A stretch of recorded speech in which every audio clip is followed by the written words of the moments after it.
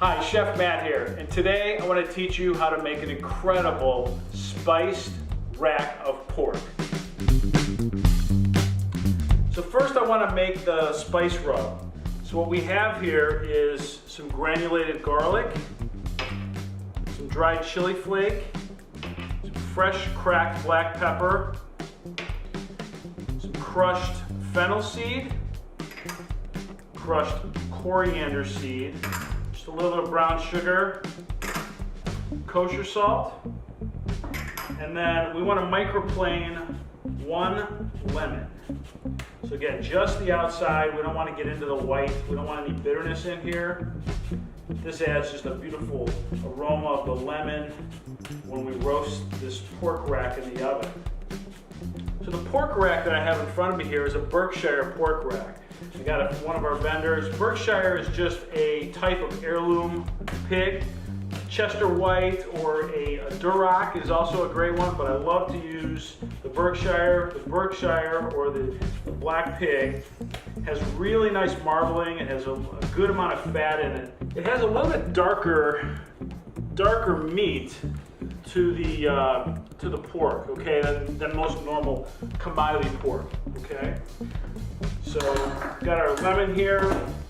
We're going to bring our pork rack down. We're just going to give a little bit of olive oil on both sides here. Again, both sides. This will allow that spice mixture to stick really well. So starting on this side, we're just going to evenly distribute this spice mixture. That's okay if a little falls off, we'll dab it back on, but we want to make sure we use it all, okay? Get it along the top here, any nooks and crannies, especially this beautiful fat side. Make sure you use it all.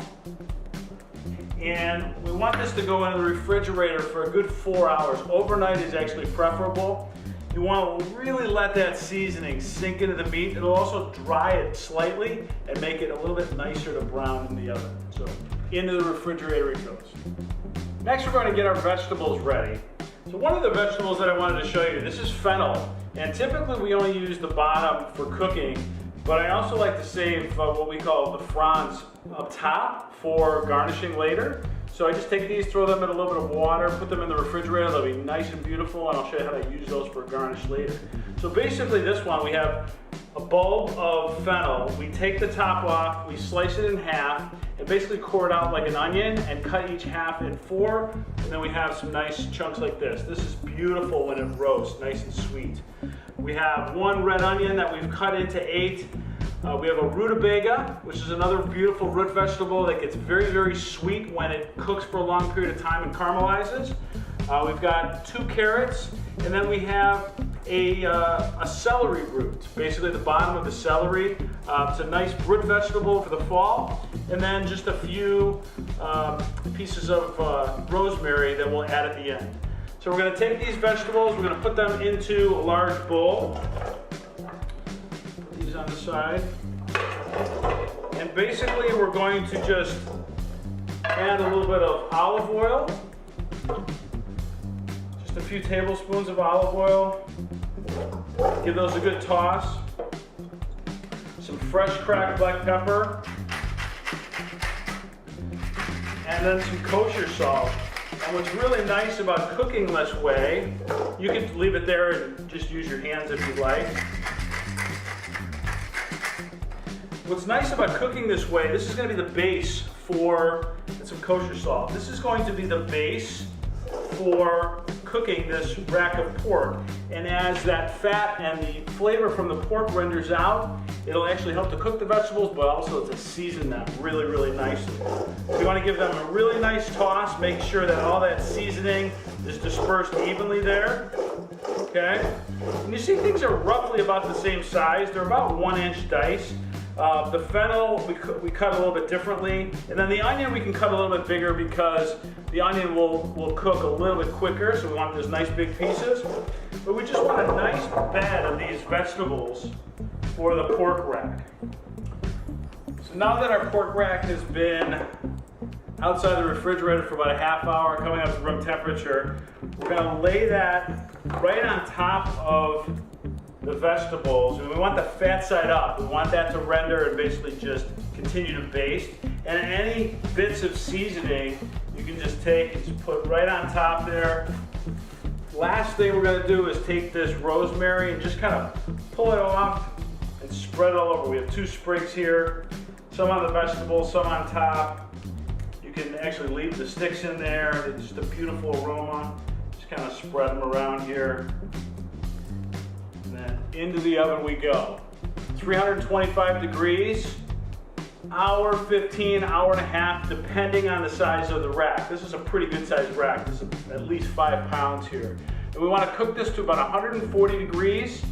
I have a little thermometer that actually will continue to take readings and send it to my, I have a little reader on my hip, and it'll tell me when it's 140 degrees, it'll ring. So you want to pull it out at 140 degrees, let it rest for a good 20 minutes before you cut into it. So after it hits 140 degrees, we can take it out of the oven. As you can see, the vegetables are pretty nicely roasted. If you like your vegetables a little bit more caramelized, you can take the pork out, let it rest, and leave the vegetables cook a little bit longer if you'd like. But basically what we want to do is, if I was to plate this up for a dinner party, I would add my vegetables here, maybe carve it at the table. See how beautiful these vegetables are roasted. Fennel and rutabagas are 2 of my favorite vegetables. They get so sweet. These rutabagas, they get so sweet when they're roasted nice and slowly like this. And then they pick up all that flavor from the fat that's rendering off.